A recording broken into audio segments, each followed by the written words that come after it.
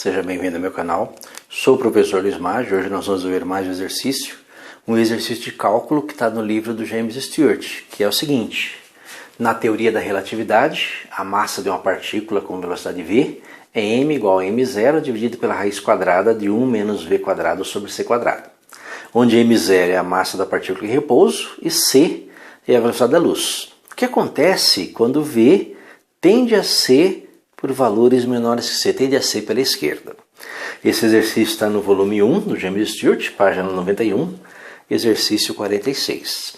Na verdade, quando ele pergunta o que acontece se v tende a ser do lado esquerdo, se a velocidade v dessa partícula se aproxima da velocidade da luz por valores menores que a velocidade da luz, qual é o valor limite disso? Então nós vamos calcular na verdade o limite quando v tende a ser por valores menores que c da sua massa. O que é a sua massa? Sua massa é m0. Lembra que m0 é uma constante, é a massa dele em repouso, então aquela partícula tem uma certa massa em repouso, que é constante, dividido pela raiz quadrada de 1 menos a velocidade v ao quadrado, dividido pela velocidade da luz c ao quadrado. Bem, primeiramente eu preciso testar esse limite, né? Ver que tipo de limite que é esse. Lembra que nós temos vários tipos de limites. Limites que podem ser calculados diretamente quando a função é contínua e o valor do limite coincide com o valor da função. Limites equivalentes, quando nós substituímos uma função por uma outra cujo limite é o mesmo, são equivalentes. Limites infinitos, limites do infinito. Nesse caso aqui, para testar esse limite, o que eu vou fazer?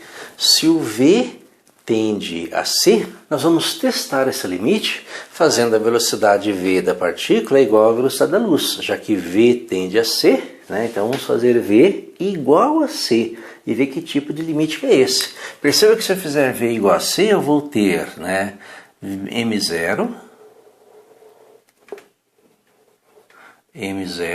que é a massa dessa partícula quando em repouso, dividido pela raiz quadrada de 1 menos v ao quadrado, estou fazendo v igual a c quadrado, dividido por c quadrado, que vai ser igual a m0 dividido pela raiz quadrada de 1 menos 1, que vai ser igual a m0, a massa da partícula quando em repouso, dividido por 0. Então perceba que 1 menos 1 é 0, raiz de 0 é 0. Então nós caímos aí num caso de números, né?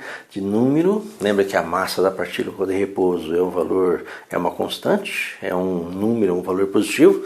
Nós caímos aí no caso em que eu tenho um numerador, que é um número diferente de 0, já que essa partícula tem uma massa, dividido por 0.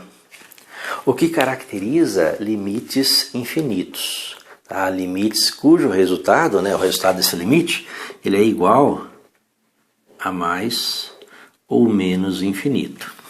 Perceba que quando nós dizemos divisão por 0, né, divisão por 0 não existe, mas como nós estamos trabalhando com limite, não é divisão por 0, é divisão por valores próximos de 0.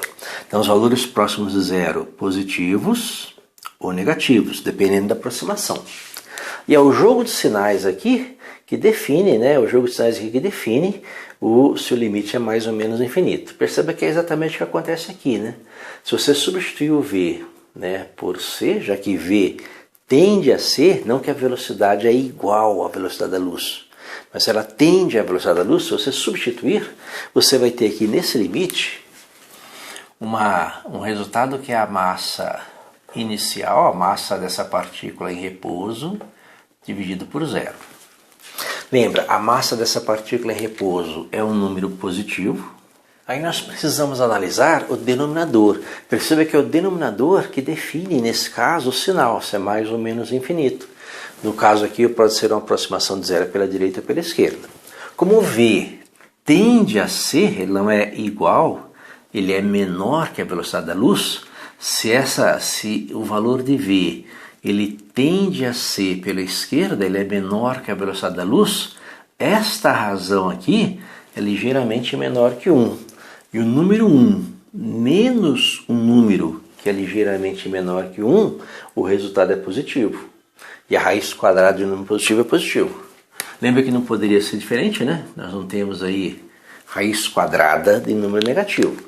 Bem, como é mais com mais é igual a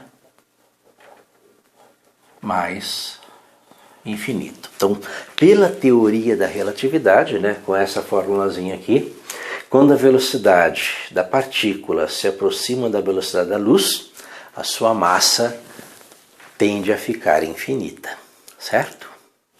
Espero que tenha entendido a resolução, tenha gostado. Gostou, curta, compartilhe, ajude o canal a crescer. Obrigado. Deixe um like também que é importante.